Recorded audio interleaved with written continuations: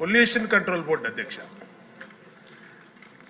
చాలా నిర్లక్ష్యంగా pollution control board అసలు ఉందా లేదా, అసలు ఆ బోర్డు కానీ దాంట్లో ఉన్న టాస్క్ ఫోర్స్ కానీ దాంట్లో ఉన్న మెంబర్ సెక్రటరీ కానీ ఎక్కడా కూడా పని చేస్తున్నట్టు ఎక్కడా కనపడతలేదు అధ్యక్ష. ఏదన్నా పని మీద వెళ్తే డిప్యూటీ సీఎం గారి పేరు చెప్తున్నారు అధ్యక్ష. ఆయన చేయొద్దన్నారు, ఆయన ఆఫీస్ నుంచి చెప్పాలి, ఆయన మాట్లాడాలి, ఆయన వెళ్తే కలవట్లేదు అని డైరెక్ట్గా చైర్మన్ గారు చెప్తారు అధ్యక్ష. అంటే ఎందుకు మాట్లాడుతున్నాం అధ్యక్ష, ఇప్పుడు ఈ ప్లాస్టిక్ని నిరోధించడం ఇది ఒక ఇష్యూ అయితే దానికి డిప్యూటీ సీఎం గారు చెప్పారు, అది బ్రహ్మాండమైనటువంటి ప్లాన్, యాక్షన్ ప్లాను.